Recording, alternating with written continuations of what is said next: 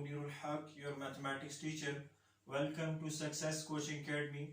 आज के इस लेसन में हम क्लास 9 का थ्योरम 13.3 जो है उसके वर्किंग रूल डिस्कस करेंगे। तो स्टार्ट लेते हैं। सबसे पहले जो मेरे पास डेफिनेशन है वो है angle bisector of a triangle. तो angle bisector of a triangle क्या होता है? Angle bisector of a triangle basically एक लाइन सेगमेंट होती है जो ट्राइंगल के किसी भी एंगल को दो इक्वल पार्ट्स में डिवाइड करती है, यानी ट्राइंगल के किसी भी एंगल को बाइसेक्ट करती है। ये देखिए, ये मेरे पास एक ट्राइंगल है, ट्राइंगल ए बी सी। अब ये आपके पास एंगल बी है, ये मैंने एक line segment B D draw की है। इस लाइन सेगमेंट बी डी ने इस एंगल बी को दो इक्वल पार्ट्स में डिवाइड कर दिया है। फॉर एग्जाम्पल ये यहाँ से यहाँ तक ये 1 है आपके पास, और ये यहाँ से यहाँ तक ये आपके पास 2 है। तो angle 1 is congruent to angle 2। तो ये आपके पास जो बी डी लाइन सेगमेंट है इसको आप एंगल बाइसेक्टर कहोगे, angle bisector of angle A, of angle B. ठीक है, तो ये मेरे पास एंगल बाइसेक्टर है। इसी तरह मैं अगर एंगल ए से एक ऐसी लाइन सेगमेंट ड्रा करूं जिस एंगल ए को दो इक्वल पार्ट्स में डिवाइड कर दे, तो उस लाइन सेगमेंट को आप एंगल बाइसेक्टर कहते हो। तो डेफिनेशन लिख लेते हैं। An angle bisector, an angle bisector, an angle bisector of a triangle is a line segment, is a line segment that bisects an angle of a triangle. तो ये angle bisector of a triangle की definition है। Bisects mean, bi mean two and sects mean parts. ठीक है, तो एक ऐसी line segment जो ट्राइंगल की किसी भी एंगल को दो इक्वल पार्ट्स में डिवाइड कर दे उसको आप एंगल बाइसेक्टर कहते हो। उम्मीद है ये बात क्लियर होगी।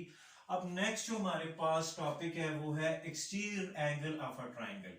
Exterior angle of a triangle क्या होता है? Exterior angle of a triangle ये होता है, आप ट्राइंगल की किसी भी साइड को बाहर की तरफ बढ़ाएं।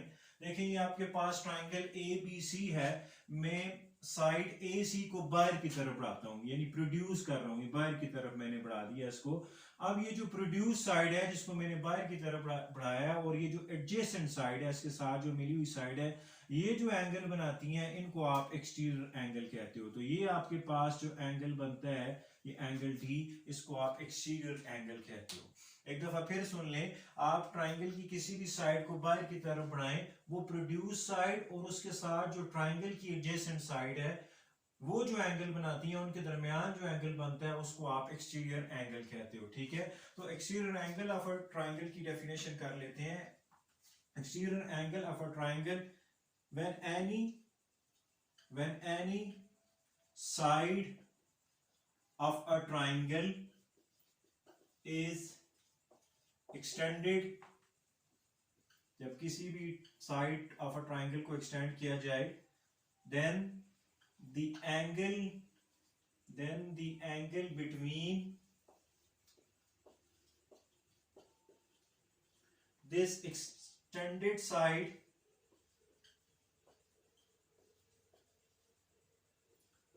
and adjacent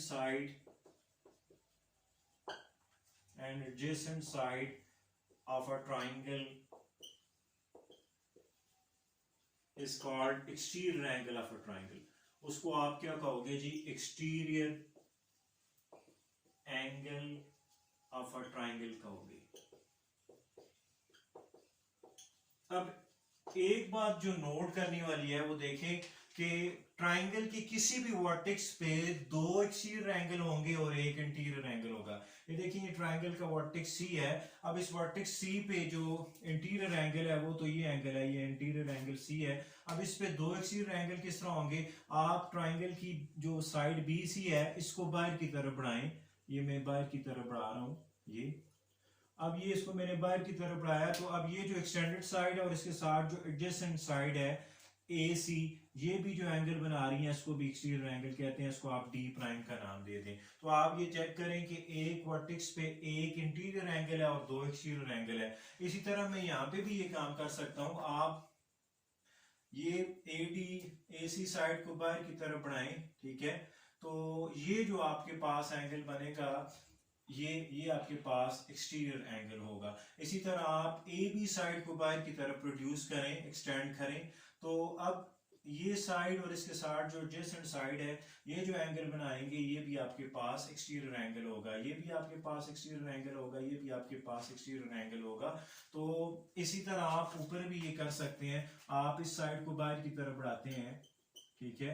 तो ये जो आपके पास एंगल बनता है ये आपके पास एक्सटीरियर एंगल होगा, और आप इसको प्रोड्यूस करते हो बाहर की तरफ, तो ये प्रोड्यूस साइड और इसके साथ जो एडजेसेंट साइड है, तो ये आपके पास एक्सटीरियर एंगल होगा। तो नोट करने वाली बात ये है कि एक ट्राइंगल के 3 इंटीरियर एंगल होते हैं, देखें 1 2 3, ये 3 इंटीरियर एंगल हैं और 6 एक्सटीरियर एंगल होते हैं, यानी हर वर्टेक्स पे एक इंटीरियर एंगल होगा और 2 एक्सटीरियर एंगल होंगे।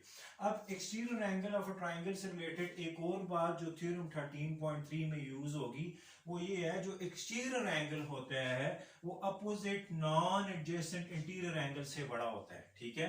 आपके पास ये जो एंगल डी है, ये जो एंगल डी है, अब थोड़ी देर के लिए ये जो आपके पास ये बाइसेक्टर है, इसको मैं अगर हटा दूं, ये मैं इसको अगर हटा दूं, तो अब ये देखें ये जो एंगल डी है ये अब नॉन एडजेसेंट इंटीरियर एंगल से बड़ा होगा, यानी एंगल डी बड़ा होगा एंगल बी से, और एंगल डी बड़ा होगा एंगल ए से। इसको एक्सटीरियर एंगल थ्योरम कहते हैं, ये एक्सटीरियर एंगल थ्योरम है। एक्सटीरियर एंगल थ्योरम 13.3 में यूज होगा। एक्सटीरियर एंगल थ्योरम में एक दफा फिर रिपीट कर दूं, जो एक्सटीरियर एंगल होता है किसी भी ट्राइंगल का वो नॉन एडजेसेंट इंटीरियर एंगल से बड़ा होता है। नॉन एडजेसेंट मींस जो इसके साथ मिले हुए ना हो, एंगल डी के साथ जो मिला हुआ एंगल है वो एंगल सी है, ये इसके नॉन एडजेसेंट एंगल है और अपोजिट इंटीरियर एंगल है, तो इन दोनों से ये बड़ा होगा।